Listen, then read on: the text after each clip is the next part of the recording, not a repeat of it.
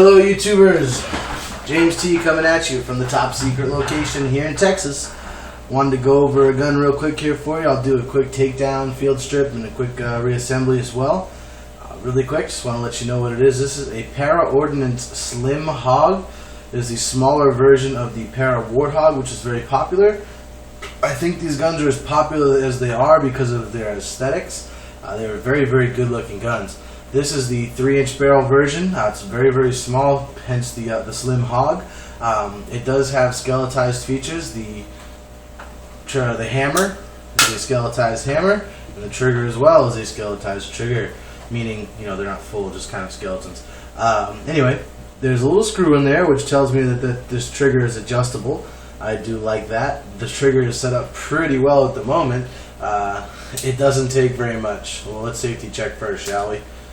Oh, good, we're safe. It doesn't take very much. So, bang. I mean, that was maybe a pound and a half, and that's pretty light.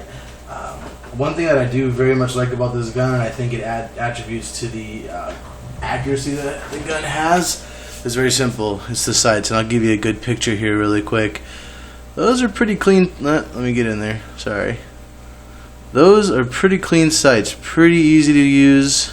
Pretty much the standard nowadays with most pistols you get anyway, but it helps keep this gun on point. That with the very, very light trigger is pretty integral in that whole deal.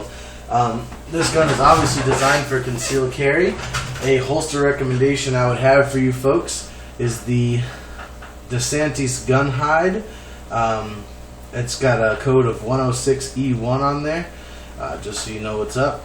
And this gun fits very, very well into this holster, incredibly well, in fact. I mean, it slides pretty well as well.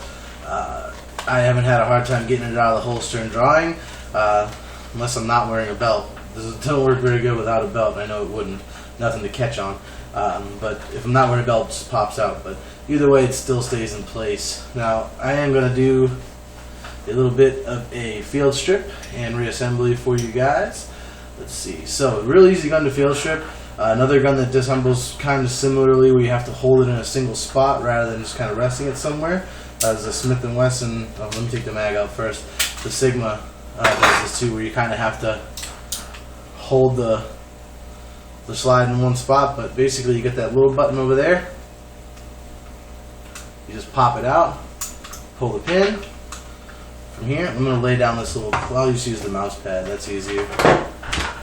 Okay, you get that, and then that just slides right off. So you've got your frame. Very, very lightweight frame. Most of the weight in this gun comes from the slide.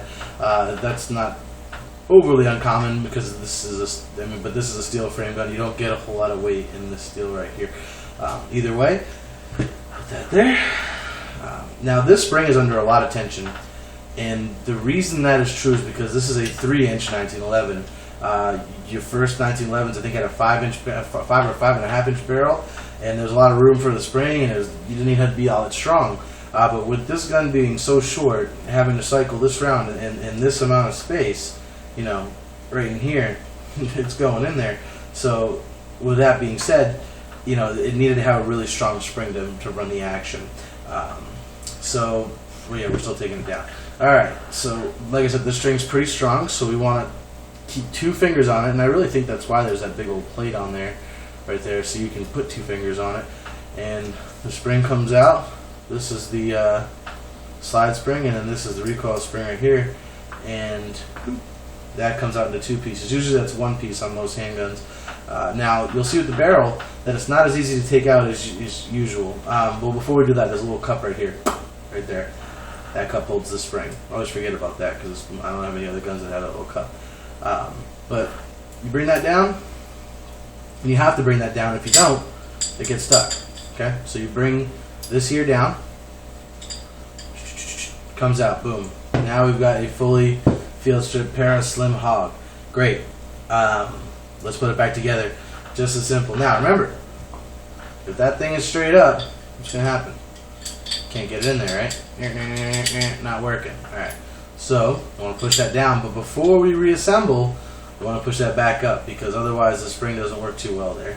Got to put the cup in first. That's what the spring rests on. So you put the cup in, boom, put the spring in the cup, put the spring, rod, something, I don't know the real word for this, but put that back in the spring.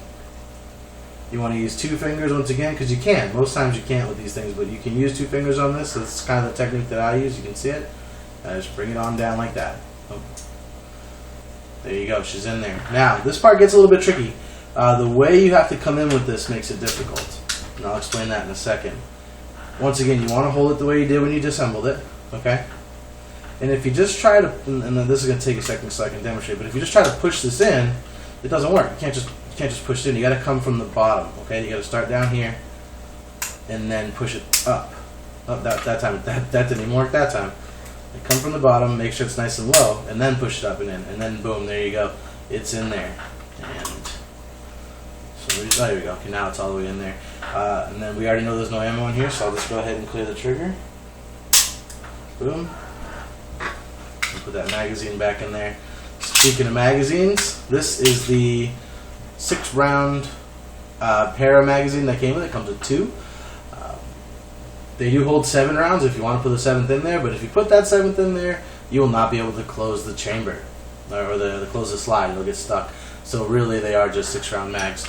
I don't really like the capacity of this gun, but it does afford for having a pretty high-powered, or you know, strength-wise, but you know, knockdown power, whatever you want to call it, or stopping power. It gives you a lot of high power in a very, very small package. This gun, I just wipe off all the oils on the outside of the gun, leave a nice thin coat just to make sure it doesn't rust, and I do this with all my guns. This, I talk about these all the time. This is a Hops silicone cloth. I've used it so much that the silicone is now gone, but I use the silicone portion to put a sheen on the guns when I put them away. Now that it's dead, or just out of silicone, it makes a great gun just for wiping stuff off with. I've got cloth. It makes a great cloth just for wiping stuff off with. And it leaves a wonderful, wonderful shine on the gun itself. I do recommend, if you can get your hands on some of these, do so and wear them out. If you can wear them out like I have, you will find that they do pretty well as far as taking all of the debris and, you know, just random shit that can get on your gun. I do like this safety. It doesn't work unless the trigger's back. It's a great safety. It's very accessible. It's not ambidextrous, which can be problematic for some, but it is a great safety. I do like it. Clear the trigger one more time. Okay. Now, nice and clean. I got a lot of oil in there. I like to keep my handguns pretty well lubricated, and that's just because if I ever had to need them, the last thing I'd want is them not to be properly stored. But other than that, I think it makes a great carry weapon.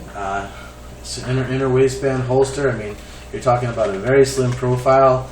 I put it in, like, I kind of test my girlfriend with this sometimes. I play gun no gun with her every now and then, and I try to see if she can see if I'm carrying a gun and, you know, what side's it on, that kind of stuff. She didn't even notice I had this on me.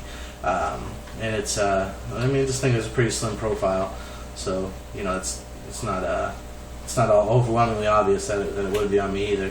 So this is a great concealed carry option. I'm told by some, or people online, whatever the reviews, that it doesn't shoot hollow points very well. These are PPU. I think that's a Privy Partisan ammo. I'm not really sure. But these are PPU. I've shot about 60 of these through it, and I didn't have one hiccup. Not one. So maybe some hollow points don't flow, but these ones do very well.